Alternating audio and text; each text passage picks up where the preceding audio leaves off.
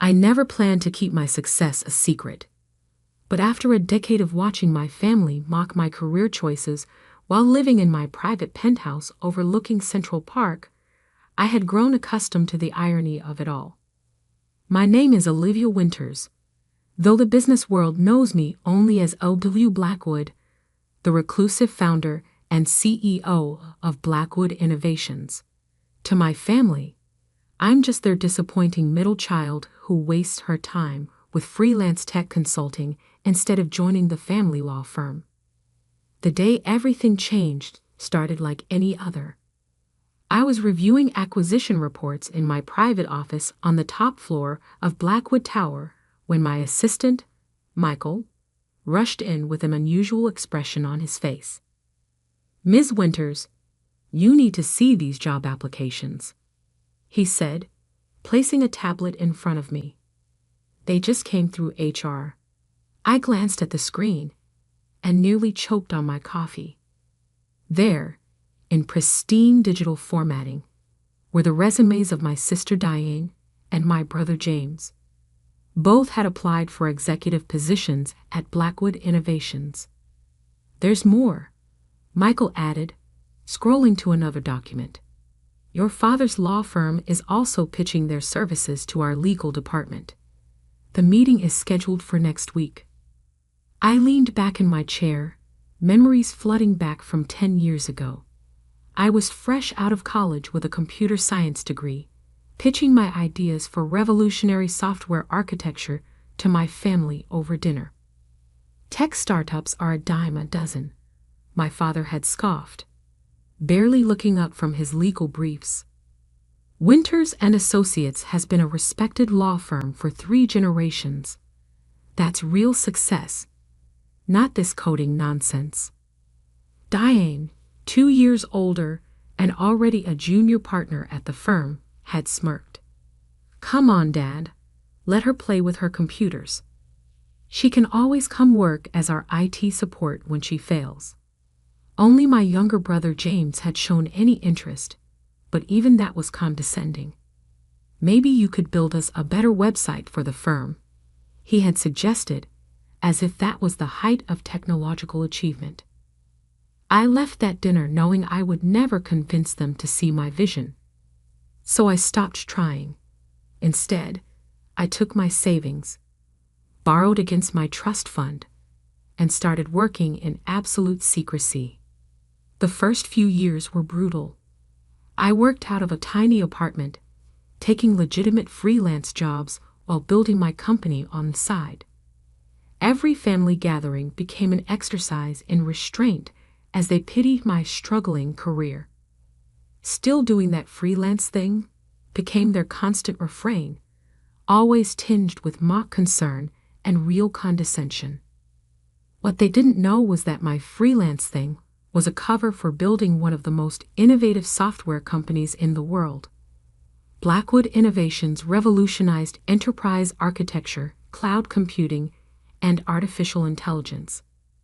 By the 5th year, we were valued at over $2 billion. By the 8th year, we had gone public, and my personal worth exceeded the combined value of every law firm in New York. Through it all, I maintained my cover. I kept my small apartment for family visits. Though I lived in a penthouse, I drove an old Honda to family functions, while my collection of luxury cars sat in a private garage. I endured their pitying looks while donating more to charity each year than their firm made in profit. Now, staring at their job applications, I felt a strange mix of emotions. Part of me wanted to reject them immediately, to let them feel a fraction of the dismissal they had shown me. But another part saw an opportunity for something more satisfying. "Michael," I said finally, "schedule the interviews. But don't conduct them in the executive suite. Use the small conference room on the 15th floor." He raised an eyebrow. "The one we use for junior positions?" "Exactly. And don't tell them anything about meeting with O.W. Blackwood. Let them think they're interviewing with middle management." After Michael left, I opened my laptop and began researching my siblings' recent careers. Diane had left our father's firm 2 years ago after a failed attempt to modernize their practice. James had bounced between several firms, never quite living up to our father's expectations. Now they both wanted to join the tech world they had once mocked. My phone buzzed. A text from Diane. "Hey sis, I just applied to this amazing tech company. Put in a good word if you know anyone there." I smiled at the irony. For 10 years, she had never once asked about my work or shown any interest in tech. Now that she needed something, suddenly my connections mattered. "I'll see what I can do," I replied, knowing that tomorrow would change everything.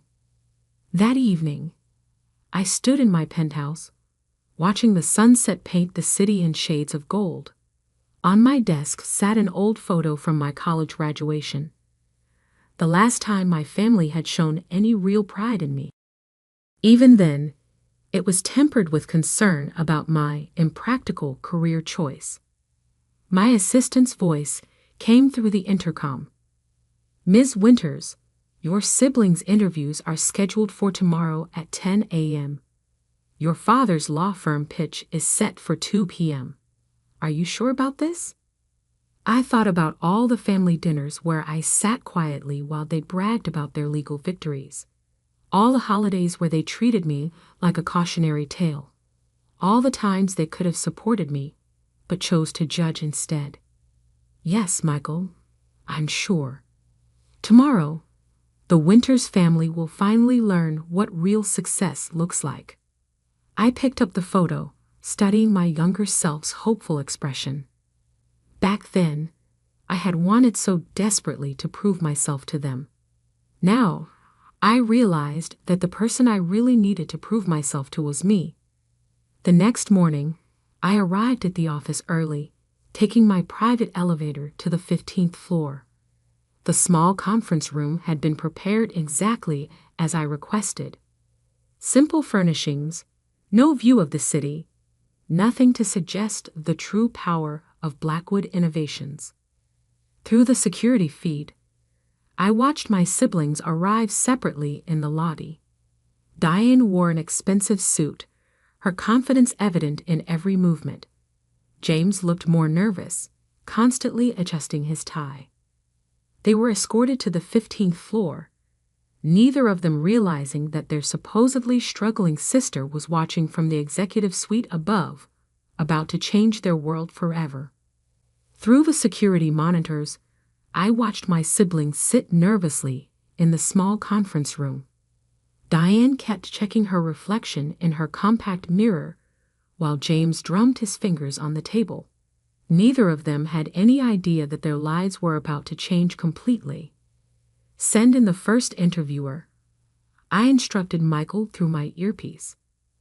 Right on cue, Sarah Chen, my chief technology officer, entered the room. I had chosen her specifically because she was young, female, and brilliant. Everything my siblings had dismissed throughout my career. "Good morning," Sarah said, sitting down with their resumes. "I'm conducting initial interviews for Blackwood Innovations. Let's start with your technical backgrounds." Diane straightened in her chair, adopting the confident pose she perfected in courtrooms. "While I don't have direct tech experience, I've overseen several digital transformation projects at law firms." "Really?" Sarah raised an eyebrow. "Could you elaborate on the technical aspects of those projects?" I watched Diane flounder, trying to mask her lack of knowledge with legal jargon. James wasn't doing much better, his claims of understanding the tech industry falling apart under Sarah's precise questioning. After 20 excruciating minutes, Sarah thanked them and left. My siblings exchanged worried glances, their confidence visibly shaken. "Send in round 2, I instructed. This time, it was Marcus Rodriguez, my head of innovation. He began asking about their views on emerging technologies, cryptocurrency, and artificial intelligence. Their answers were painfully outdated, filled with buzzwords, but lacking any real understanding. Is this a joke? Diane finally snapped, her frustration breaking through. We're here to interview for executive positions, not tech support. Where is OW Blackwood? We should be meeting with actual decision makers. Marcus kept his expression neutral, though I could see him fighting back a smile. Ms. Winters, I assure you this is standard procedure. However, if you prefer to leave... No. James cut in quickly. We apologize. Please continue. 3 more interviewers followed, each one expertly exposing my siblings' lack of qualifications. By the final round, both Diane and James looked thoroughly defeated. Ms. Winters, Michael's voice came through my earpiece. Your father's team has arrived for the legal services pitch. Perfect timing, I smiled. Have them wait in the main conference room. I'll handle this personally. I took my private elevator down to the 15th floor, smoothing my designer suit and checking my reflection. 10 years of hiding my success had led to this moment. The door to the small conference room opened, and I walked in. The look on my siblings' faces was priceless, confusion, then shock, then dawning horror as they realized what was happening. Olivia? Diane stammered. What are you doing here? We're in the middle of interviews. Actually, I said, taking a seat at the head of the table. You're at the end of your interviews, and they haven't gone well. James leaned forward, his face flushing. What do you mean? How would you know? Because I own this company. I cut him off calmly. I am OW Blackwood. The silence that followed was deafening. Diane's mouth opened and closed without sound. James gripped the table edge so hard his knuckles turned white. That's impossible, Diane finally managed. You're a freelancer. You work from coffee shops. I laughed, the sound echoing in the small room. No, Diane. That's just what I let you believe. While you were all pitying my career choices, I was building this. I gestured around us. Blackwood Innovations, a Fortune 500 company worth more than every law firm in New York combined. But James was struggling to form words. All these years? Yes, I nodded.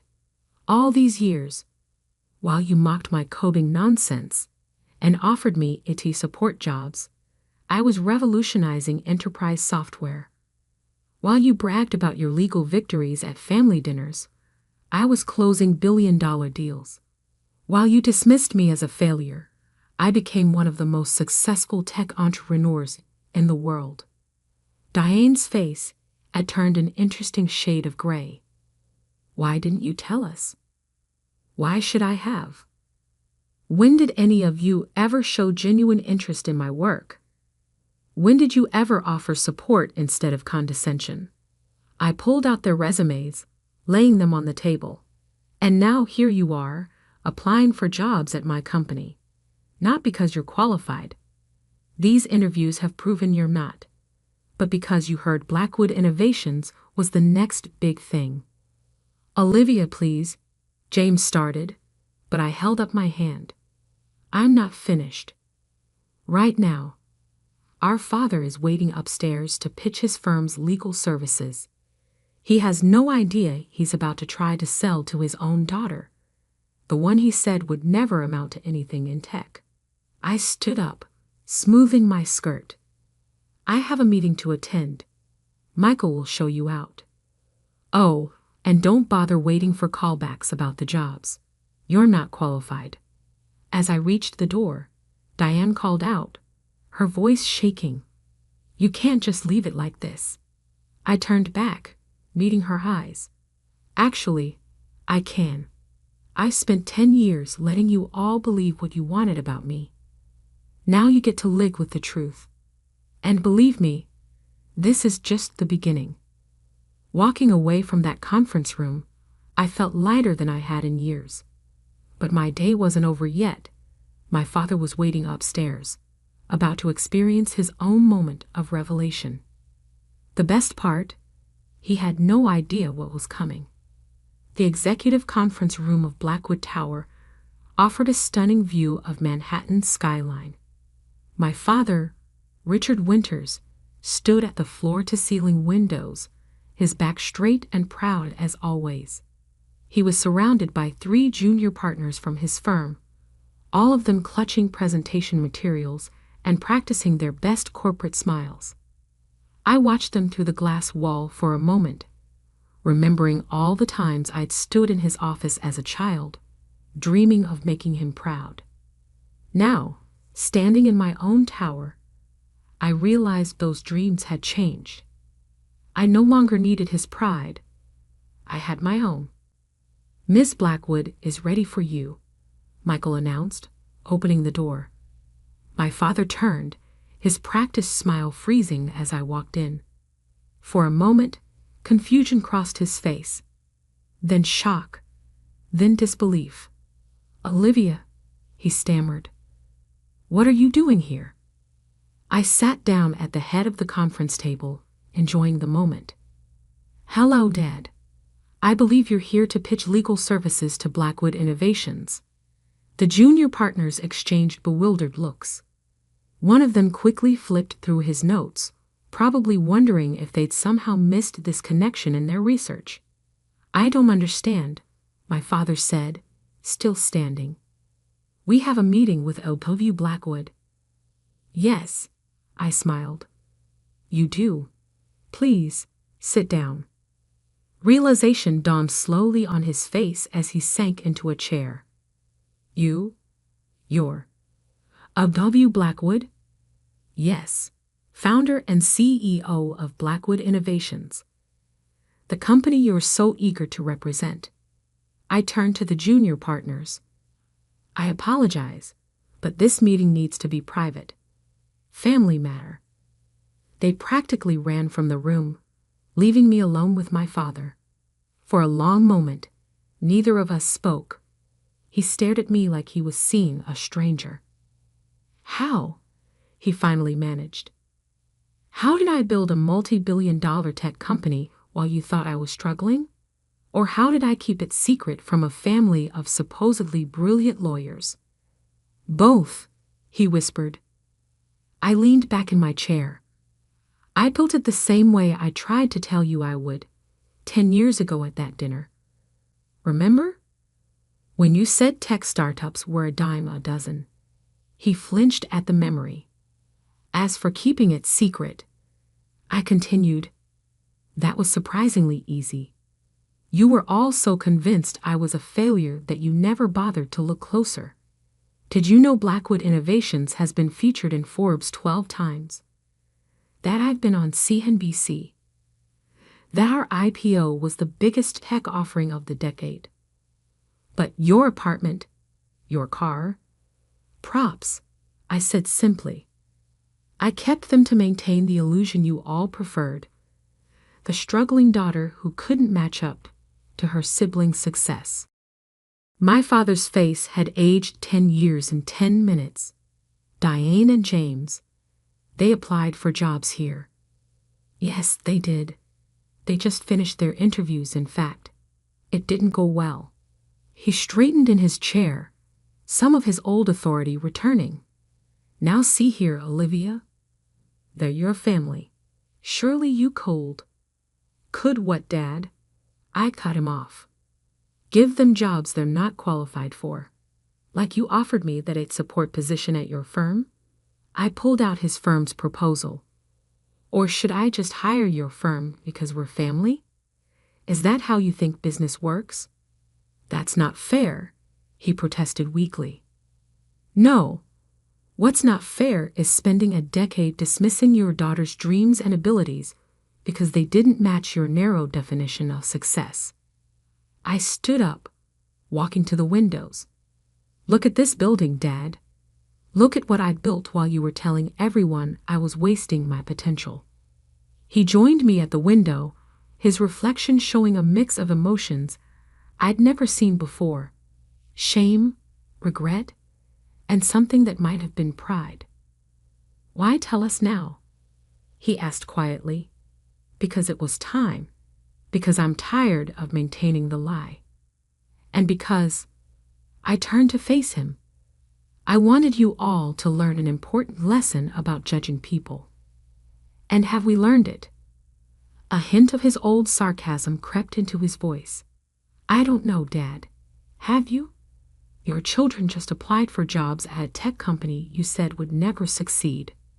Your firm is pitching services to the daughter you said would never amount to anything. What do you think?"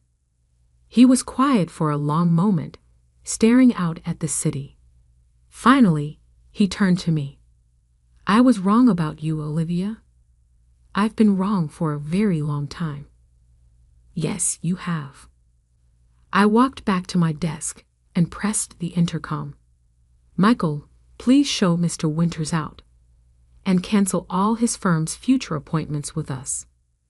"Wait," my father said quickly. "You're not even going to consider our proposal." I met his eyes steadily. "No, Dad. Just like you never really considered my ideas or potential. The difference is, I'm making this decision based on business merit, not personal bias." As he reached the door, he paused. "What happens now? With the family? That depends on all of you. I'm done hiding my success, done playing the role of the disappointing daughter. If you want a relationship with me now, it will have to be on different terms." After he left, I sat in my office watching the sunset paint the city in shades of gold. My phone had been buzzing continuously. Messages from my mother, my siblings, even distant relatives who had somehow already heard the news. I opened one from Diane. "I'm so sorry. For everything. Can we talk?" Then one from James. "I understand now why you kept it secret. I wouldn't have trusted us either."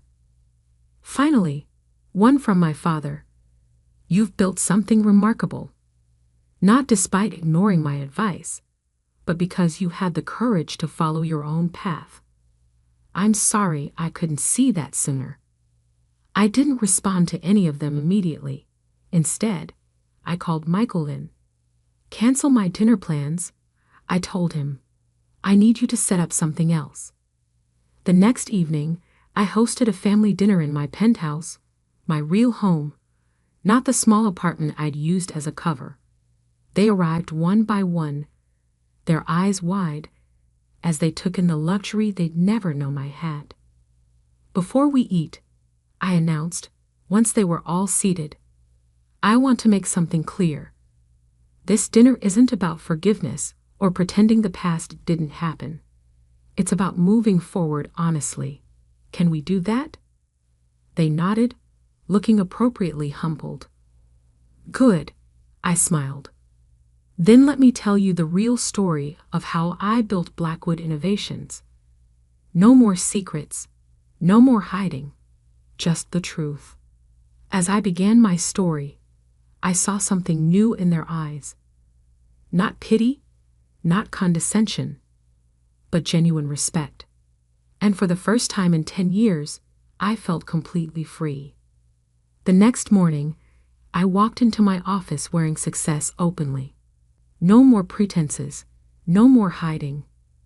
My family had learned their lesson about underestimating people, and I had learned that sometimes the best revenge isn't proving others wrong, it's proving yourself right. The press got wind of the story, of course. Tech billionaire's secret identity revealed became the headline of the week. But I didn't care anymore. I had spent 10 years building something extraordinary while my family believed I was failing. Now they would spend the rest of their lives knowing that their biggest failure wasn't in business. It was in failing to see the success right in front of them. And that was worth more than any fortune I'd built.